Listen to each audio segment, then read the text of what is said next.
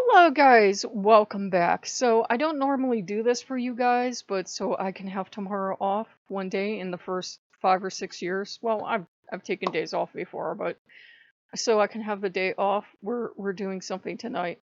I normally don't do book reviews for you guys, but since someone asked, this is the book. I did not want to get this book. I did not want to get it. I'd already watched a bunch of interviews and presentations she did. I wasn't feeling her. Odin insisted we get it. I took him to watch. She does to her credit, there is a free thing on YouTube where she talks about this whole damn book. You don't have to buy the book. It is out there free. She does a presentation. I said, "Are you satisfied now? Will you please get the bee out of your bonnet?" No, he was nosy because there might be a nugget of information in here that Odin needs. So he's like, "We have to get this book." So I'm like, "Fine, whatever." And he starts making noises about, "Oh, it'll be great for you, and won't it be wonderful to hear about this young man?" There's almost nothing about Wolf in here. She mentions a bunch of details at first, and then once she gets him out of the way and he's out of her way, she talks mostly about herself. She mentions that he was a druid, and I'm like, great, he was a druid, great. Where did he practice? You say he wore robes?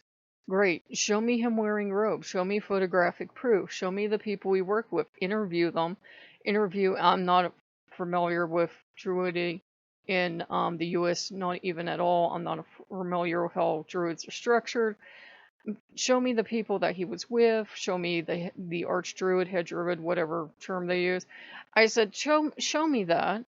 And who was his god? Did he have a specific god, goddess, whomever? Who were they working with? Were they formal? Were they rigid? Were they reconstructionist? Nothing. I have no idea. Did he just call himself a druid? I don't know. She said he practiced many religions. Great. Which ones? Christianity, Buddhism, what? She doesn't tell you. He drew runes on everything. Great. Show me a photograph. No photographs of that. All right. Why was he using runes in the first place? Where did he learn them? Did he work with the Norse gods? All these details that would have made this book worth owning are in there, and that really, really, really bothered me. She's trying to present him as this mystical, wonderful person who was so spiritual, but she gives you no details. She gives you no proof. There's no pictures of the druid stuff. There's no pictures of the runes. She says all these people loved him and all these people thought he was so inspirational. Great. Give me stories, interview people. I found more going to the eulogy page, going to the dedication page, and going to the Facebook set up in his honor on him than I found in this entire book, because I started reading people's stories and I'm like, I should have just came here for nothing, but no, old man had to have a book. So there's almost nothing on him. So if you would look up the name, if you'd look up the book and then look up the name, you'd get more off of Facebook and you get more off the dedication memorial pages than you're going to get off here. There's also another book out there on ghosts where they have that, and there's an article buried somewhere on the internet by the author. And there's like a couple other goodies floating around out in the interweb somewhere. There's a video on YouTube too where he reads a piece of poetry. So there's more stuff out there on the internet than there was in the entire book. So that was my problem. And I didn't like how she handled his mental illness. I didn't like how she presented schizophrenia as this thing that she felt alien and frightening and chaotic, and his decorating style, almost like it was, the way it came off to me was that it was threatening and frightening, and normal people don't do this. Normal people don't do this. You can tell he has schizophrenia because look how he decorated. And I'm thinking, no, a lot of people decorate like that, like stuff plastered everywhere. It doesn't mean everybody that has stuff everywhere is schizophrenic. It's just their decorating style. And that can have nothing to do with it. And just because he was diagnosed, great, go talk to his doctor. Obviously patient confidentiality, but talk to the doctor, talk to the parents, tell me, was he under any kind of medical treatment? Was a schizophrenia? They vaguely tell you one or two sentences that made it hard for him to hold down a job. Tell me about that. Where did he work? Go talk to those people. It could have been a whole book about him. And then the little insights could have been added in, from the interview and everything. But she needed to talk about herself. It's mostly about her. It's mostly about rope travel. It's mostly about all this other stuff. And I was really disappointed because I was like, I want to see actual proof, right? Like Mulder, I want to believe. Um, but there's no actual proof here. There's just her doing a reading, which, skeptic that I am, it could have been a cold reading. She could have just got a lot of lucky hits. This could be a carefully edited reading. And, if the parents came up to her, and she even admits the parents came up to her and told her his story first, then she would have had the name. What prevented her from going on the internet and looking him up and finding out enough details to fill in a lot of those, those hits in that reading? She claims she is an evidential medium, which means she can give you evidence that she couldn't find out otherwise. But there are also atheists that can do that kind of reading, just so you know.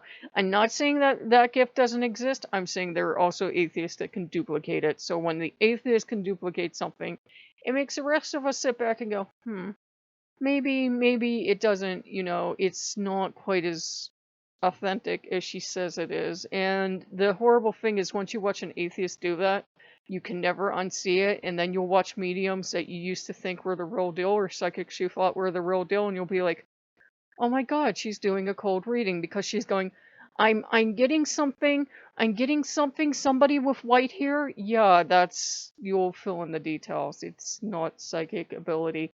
I'm getting an M. I'm getting an M. Yeah, I'm sure some of you are going like, oh my God, you're psychic. No, it's cold reading. Um, and that's the thing. There's no actual proof of the afterlife, obviously, in her. And it's very much, it's Judeo-Christianity dressed up as the New Age. It really is. There's only one God, clearly her God. Even though she claims she was never religious or spiritual before, she does an awful lot of these presentations in churches, and not UU churches. She does them in these churches. So you can tell they are assuming that when she says God, she means their God, not Shiva, not Buddha, not Loki, not anyone else. In fact, she goes out of her way not to mention a vast majority of the pagan gods. Goddesses, she bars quite a few of the pagan goddesses, but only so that she can have this weird thing of space alien pagan goddess Stargate something something. One critical review said that it reads like no New Age bingo. Aliens, stargates, spirals, pyramids, dream catchers, hemisynchsides, which I didn't even know what they were before I got this book. Could have stayed that way. Whew. Um, totems, wolves, foxes, hawks, music, nature, meditation, channeling. Eventually she has to strike a hit with you somewhere. She was in the Navy. She goes on these trips. Greece. Mentions Zeus briefly. Dismissively, I might add. And I was offended by that too. I bristled at that too. Mentions Tyr, mentions the runes. Anything she could fit into this book sideways. Labyrinths. And I'm like, targets, archery. Eventually she has to hit a hit with you, because if I keep going and I keep mentioning every random thing she mentioned, lightning, fulgurite, however the hell you pronounce that, the solidified strike from lightning in the sand, crystals, crystal grids on the earth, all this other stuff. Eventually she's gonna hit a hit with you. And you're gonna go, well, I'm convinced, if you don't need any more proof, goes. But she doesn't call them that. And, these spirits, and she never corrects people either. If people say he's an angel now, she doesn't bother correcting them. But he's almost God level of power, that supposedly as he's coming in, all these psychics, medium channelers, whatever they think they are, they start to shake and stutter like that. And I'm like, These could all be performance art. I've seen her channel someone that she claims is from somewhere, and she speaks in a Jamaican accent, and I'm not convinced. I'm not convinced. I'm very highly skeptical. I'm an Odin's person, and if you're going to mention the runes, and you're going to mention Tyr, and you're going to mention Fenrir, yeah, within passing, I think. I'm like, you do realize that Ragnarok is the end of the world, and she mentions a Twilight of the Gods in here too. And I'm like, I think that really this was aimed at people interested in the New Age, interested in channeling. And there's enough Norse people stuff in here to get Nordic people in, to get people interested casually in the gods in. I don't think she's a stupid woman. I think she's a highly intelligent woman who play acts a little too much. Everything was so surprising. Everything was so new. Dream catchers and CDs and CDs. You had me sing CDs. You do this stuff for a living? I would assume you would know some of this stuff. Runes, totems, everything is so new and she's never experienced it before. And she didn't believe in aliens, but she's being open. And it's like she's too naive. She talks about her Navy career of decades and da da da da da da da, and talks about doing this for many years. I'm like, she's way too naive to be believable as a character in this narrative. It's supposed to be a true story. And I'm like, she's way too naive. If she was a 12-year-old girl that grew up on the prairie 200 years ago, I would believe this as a character. But she's way too naive. She's acting like she never saw any of this stuff before. And I'm like, this is your bread and butter. You literally do this for a living. You know what a dream catcher is. You know what channeling is. Obviously, she does it for a living. But, in that's the thing, too, about her narrative. I just didn't believe, like, oh, Archangel Michael. Did I mention there are angels and archangels and lakes and she gets a gift of all these things? We we can do that at times. In fact, I had such a bizarre run of hits yesterday at the DQ of all places that it really felt otherworldly. It really felt like someone's trying to get me through a message. But did I feel wolf because she claims in the presentation on this book that this guy's going to come into your life? No. She even claimed, and I knew better, I knew logically better, she claimed that once you had this book, it was going to act like, boom, he was going to be in your life. Did not show up in my life. Went into meditation, talked to my ancestors, was trying to establish communication. No. Did he talk to her? I have no idea. I have no idea. I can't prove he did. I can't prove he didn't. Just because she wrote words in a book doesn't mean I can prove that she had this experience. Even if she had this experience, it's very much about, pushing forward her worldview that there's only one God, that we all either have to be this light or we're in this vague darkness and not awake. It's Buddhism taken and dressed up as Christianity, but Christ consciousness is in the book too. I told you it's New Age bingo. And, she talks about the Mayans and I think the Aztecs and indigenous people. And like I said, New Age bingo. And eventually she's going to hit something. She's going to touch a nerve with you. And touch a nerve. Well, yeah, it kind of will. And because there's dentistry too. She goes to the dentist, and they have to go to get the RV fixed. And I'm like, what does any of this have to do with this young man that I would love to hear about more? And it felt like she was also very heavy-handed. I want to be as light as possible with how I touched that.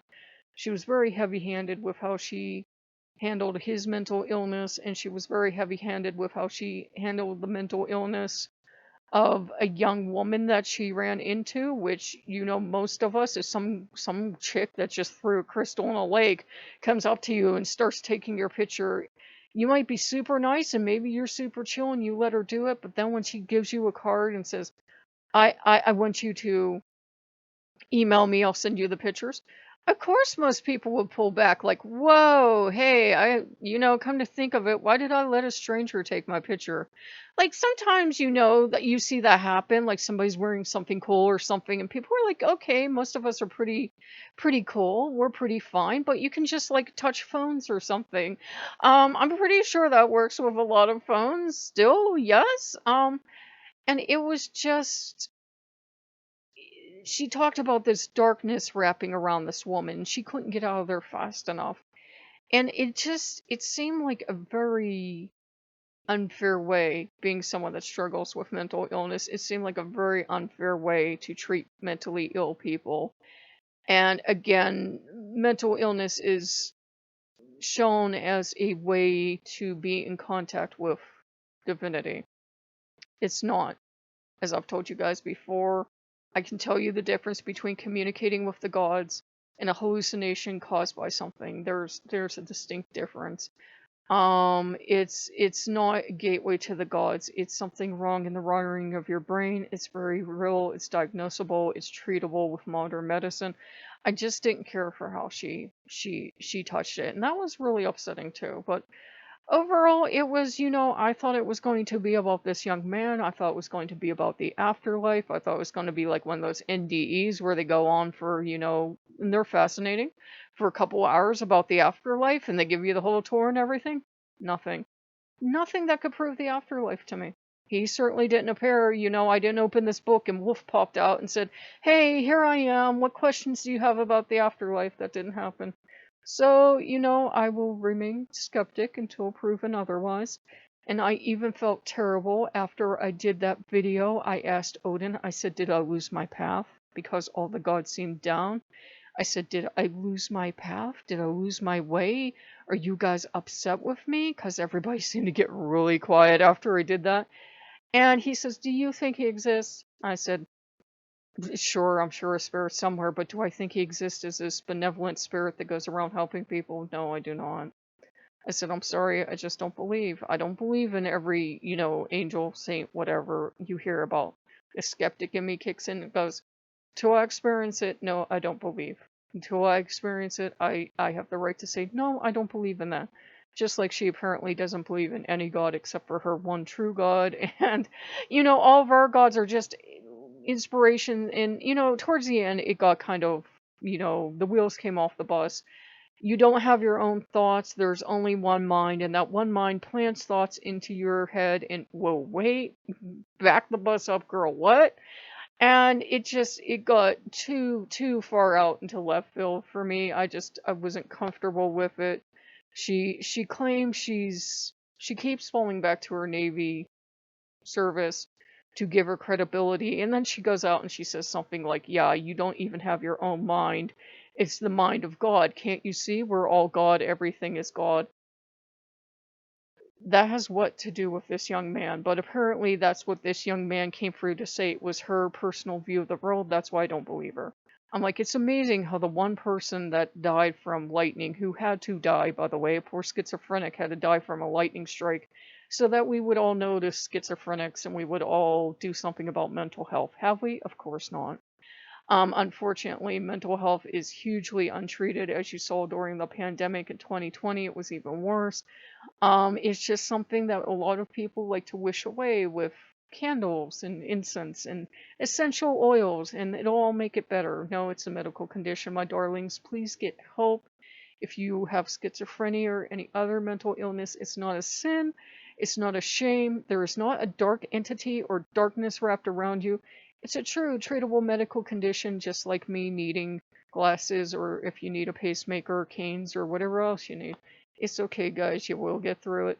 So, I hope you guys like that one. I'm not going to do that on the regular because I very rarely actually buy books anymore.